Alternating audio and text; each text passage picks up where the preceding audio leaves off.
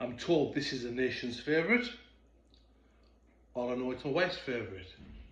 My chicken tikka masala. Look at that. Taste test. Look at that.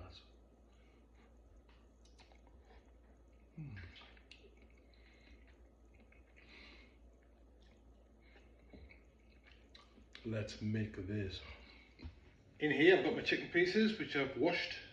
I've got some cube breast and I've got a little bit of thigh as well. So to that we're going to add in some ginger, freshly grated, and some garlic, and then lemon juice. So on here are all my spices. Look at the colours. We've got turmeric, salt, white pepper, paprika, Kashmiri chili powder. We've got some red food colouring, optional. We've got some MSG, optional. We have some Garam Masala and we have some coriander. I'll leave a full list of ingredients and the full recipe below. That goes in with your meat. As well as all your spices, we're going to put some Greek yogurt in.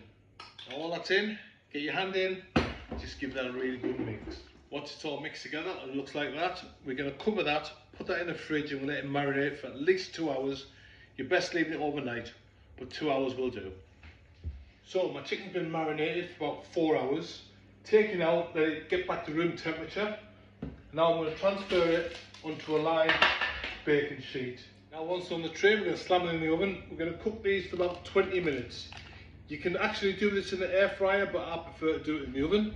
What? You're joking, man. No, because if I do it in the air fryer, I don't get the juice that form on the bottom. So that's why I do it in the oven. While those are baking in the oven, get yourself a pan. I'm going to add in about 2 tablespoons of vegetable oil. Next, add in your onions. We're going to cook these down until they're nice and soft. Once your onions are soft, get your garlic and ginger paste, add that in. This is just freshly crushed garlic and freshly grated ginger paste. Or freshly grated ginger, not the paste. So keep that moving, we don't want to burn. The ginger and the garlic will burn easily. In the meantime, get your spices, which is almost the same as we had before. We've got turmeric, we've got Garam Masala, we've got coriander, we've got paprika, we've got Kashmiri chili powder. This time we're adding Kasoori Methi. I'm adding a little bit of almond powder and a little bit of coconut powder as well. So get those in.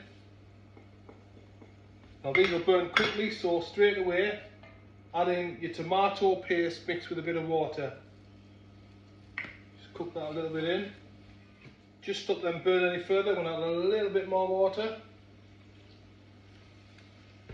Give that a good stir. I'm going to cook this for about another minute. After a minute, go in with your passata.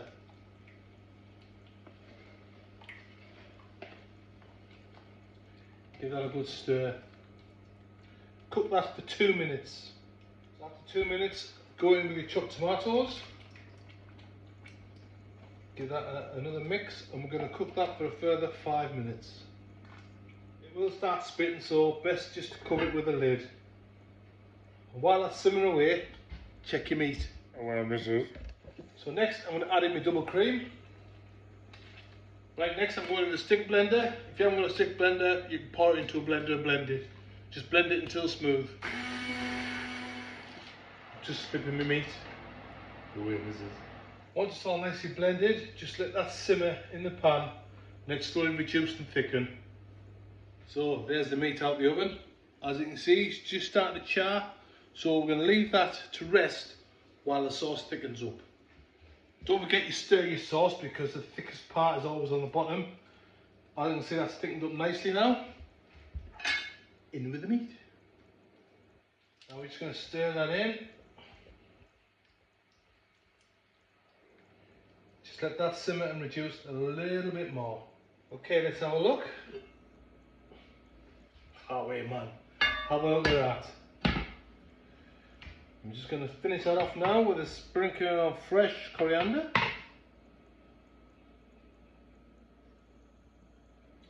And I think that looks ready to plate. And there we have it. Look at that. The all important taste test. Look at that.